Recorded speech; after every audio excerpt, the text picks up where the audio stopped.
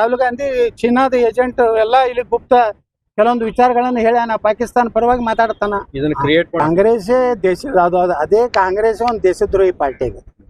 ಯಾಕೆ ಅವ್ರಿಗೆ ಎಲ್ಲರಿಗೂ ಈ ದೇಶನಾಗ ಏನಾಗೈತಿ, ಇವೆಲ್ಲ ಕೆಲವೊಂದು ಈ ಕಮ್ಯುನಿಸ್ಟ್ ವಿಚಾರದವರು, ಈ ಲೆಫ್ಟಿಸ್ಟ್ ಏನದಾರಲ್ಲ, ಮತ್ತು ಈ ದೇಶವನ್ನ ಬೆಳವಣಿಗೆ ನೋಡೋದು ಸಹನೆ ಆಗ್ಲಾರಂತ ಅದು ಎಲ್ಲ ಟೀಮ್ ಕೂಡ್ಕೊಂಡು ಪಾಕಿಸ್ತಾನದವ್ರ ಮೆಂಬರ್ ಆದ್ರೆ ಇವ್ರ ಭಾರತಕ್ಕೇನು ಸಂಬಂಧ ರೀ? ಅದಕ್ಕೇನು ಕಾಂಗ್ರೆಸ್ ಪಾರ್ಟಿದು ಏನೈತಲ್ಲ, ವ್ಯವಸ್ಥಿತವಾಗಿ ಭಾರತವನ್ನ ಅತಂತ್ರ ಮಾಡೋದು, ಪ್ರಧಾನಮಂತ್ರಿಗಳನ್ನ ಇಳಿಸ್ಬೇಕು, ಭಾರತ ಜಗತ್ತಿನ ಶಕ್ತಿಶಾಲಿ ರಾಷ್ಟ್ರ ಆಗ್ಲಾಕತ್ತೈತಲ್ಲ, ಇವ್ರು ತಿಳ್ಕೋದಾಗಲಾಗೈತಿ. ನೇರವಾಗಿನೇ ಇವತ್ತು ರಾಹುಲ್ ಗಾಂಧಿ ಚೀನಾದ ಏಜೆಂಟ್ ಎಲ್ಲ ಇಲ್ಲಿ ಗುಪ್ತ ಕೆಲವೊಂದು ವಿಚಾರಗಳನ್ನು ಹೇಳ್ಯಾನ. ಪಾಕಿಸ್ತಾನ ಪರವಾಗಿ ಮಾತಾಡ್ತಾನ. ಇದನ್ನ ಕ್ರಿಯೇಟ್ ಮಾಡಿದ್ರು ಕೂಡ ಗಲ್ಫ್ ಕ್ಷೇತ್ರ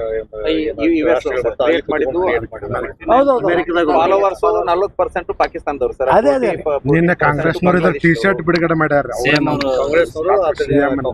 ಅದು ಕಾಂಗ್ರೆಸ್ ಅದೇ ಕಾಂಗ್ರೆಸ್ ಒಂದು ದೇಶದ್ರೋಹಿ ಪಾರ್ಟಿ ಆಗಿದೆ.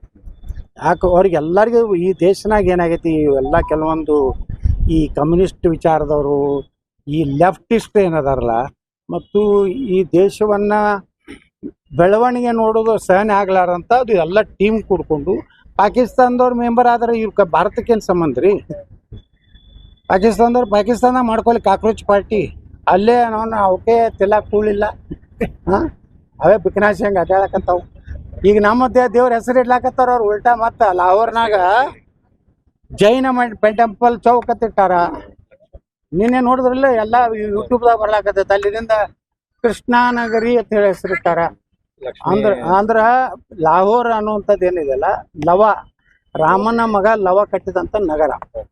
ಅದಕ್ಕೆ ಅವ್ರೊಂದು ಏನು ಹೆರಿಟೇಜ್ ಅಂತ ಹೇಳಲ್ಲ, ಹೆಂಗೆ ಭಾರತದ ಒಂದು ಹೆರಿಟೇಜ್ ಇದೆಯಲ್ಲ, ಹಂಗೆ ಪಾಕಿಸ್ತಾನದಲ್ಲಿ ಏನು ಮೂಲ ಏನಿತ್ತು, ಇನ್ನವರೆಗೆ ಇಷ್ಟು ಮುಸ್ಲಿಂ ರಾಷ್ಟ್ರ ಆದರೂ ಸಹಿತ ಇನ್ನೂ ಅವ್ರು ಕೃಷ್ಣಾನಗರಿನೇ ಇರ್ತಾರೆ, ಜೈನ ಟೆಂಪಲ್ ಚೌಕನೇ ಇರ್ತಾರೆ.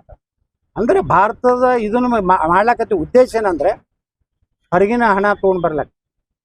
ವರ್ಲ್ಡ್ ಹೆರಿಟೇಜ್ ಅಂತ ಒಂದಿದೆ, ಅಲ್ಲಿ ದುಡ್ಡು ಹೊಡಿಲಾಕ ಸುಮಾರು 50,000 ಕೋಟಿ ರೂಪಾಯಿ ಹೊರಗಿನ ತರ್ಬೇಕಂತ ಹಿಂದೂ ಹೆಸರು ಇಡ್ಲಾಕತ್ತ. ಅಂದ್ರೆ ಪಾಕಿಸ್ತಾನ ದಿವಾಳಿ ಆಗೈತೆ ಅನ್ನೋದಕ್ಕೆ ನೀವು ಉದಾಹರಣೆ.